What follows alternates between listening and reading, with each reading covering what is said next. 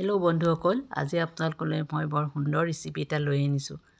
আহকচোন চাওঁ মইনো কিদৰে বনালোঁ। খোৱাতকৈ দেখাত বেছি ধুনীয়া। আহকচোন চাওঁ কিদৰে বনালোঁ। এয়া এখন কেৰাহীতে মই পানী লৈছোঁ। 3 কাপ পানী ল'লোঁ। তাতে অলপ নিমখ দিলোঁ। তাতে পিঠাগুড়ি 2 কাপ দিলোঁ। ভালদৰে লৰাই ল'লোঁ অলপমান। লৰাই পেলাই ঢাকন মাৰি 3-4 মিনিটমান থৈ দিলোঁ।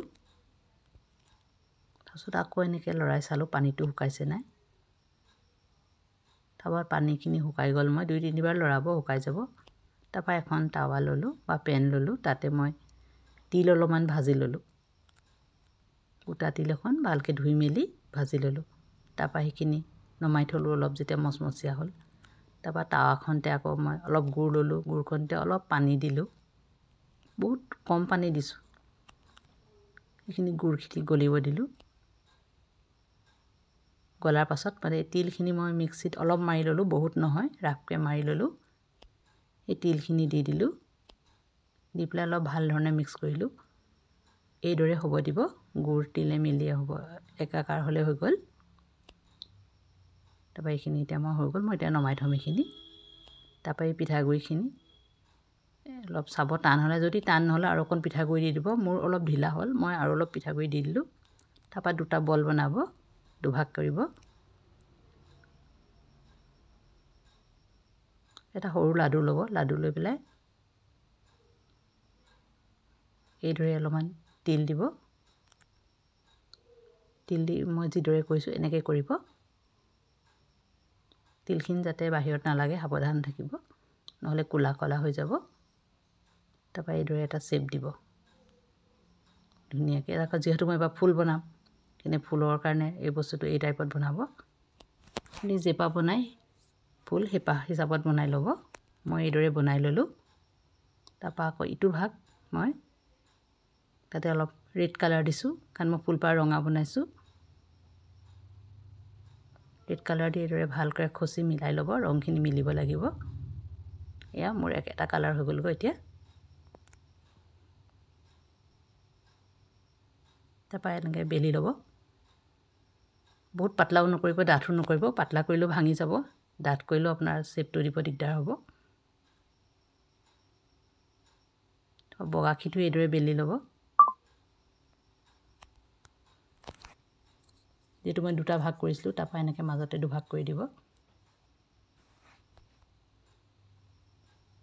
তাৰপৰা 2টা ভাগৰে এটা ভাগ ল'ব। লৈ এনেকৈ জইন কৰিব। এইদৰে হাতেৰে মিলাই দিলেই জইন হয়।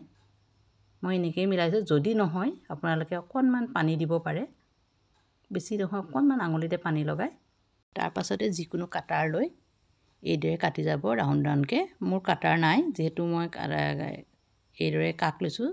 3টা চাইজৰ কাক ল'ব। মানে ফুলপাহ বনালে সৰুৰ পৰা ডাঙৰ দি যাব লাগিব। তো এনেকৈ মই 3টা শ্বেপত কাটি ল'লোঁ ৰাউণ্ড ৰাউণ্ডকৈ। তাৰপৰা এইদৰে প্ৰথমতে যিটো বনাই থৈছিলোঁ তিল ভৰাই পেলাই, সেইটো ল'ব। তাত সৰু পাহিৰপৰা এনেকৈ জইন কৰি কৰি যাই থাকিব। ইটোৰ ওপৰত সেইটো এনেকৈ প্ৰথমতে 3টা দিব। গোলাপ ফুল বনাব সম্ভৱ জানেই চাগে। যিসকলে নাজানে সেইসকলক মই এইদৰে বনাওঁ, তাকে দেখাই দিছোঁ।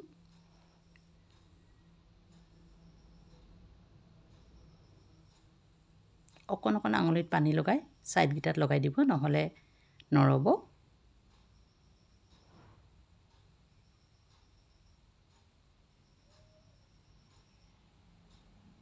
সৰুৰ পৰা ডাঙৰলৈ পাহিবোৰ লগাব।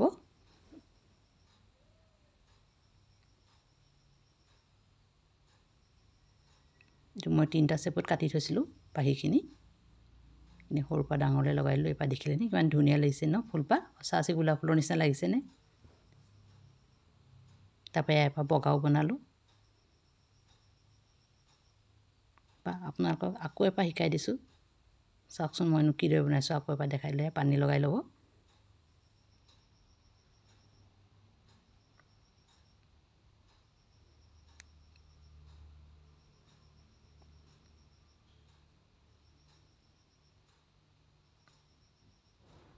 ৰাউণ্ডটোত লগাই ল'ব পানী।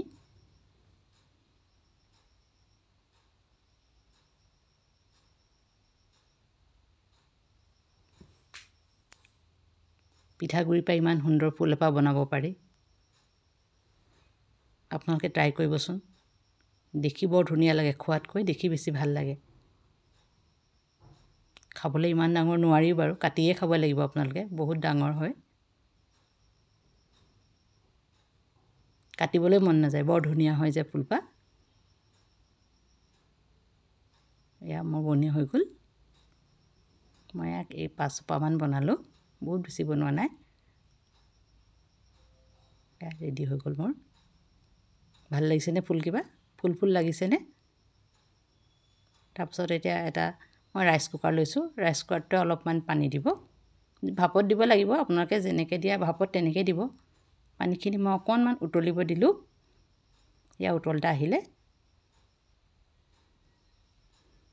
তাৰপৰা এই যতনটো পাতি দিলোঁ। ইয়াত অকণমান তেল লগাব, মই পাহৰি থাকিলোঁ। ব্ৰাছে তেল অকণ লগাই ল'ব। তাৰপৰা এই ফুলকেইটা ফাককৈ দিব, লগাই নিদিব।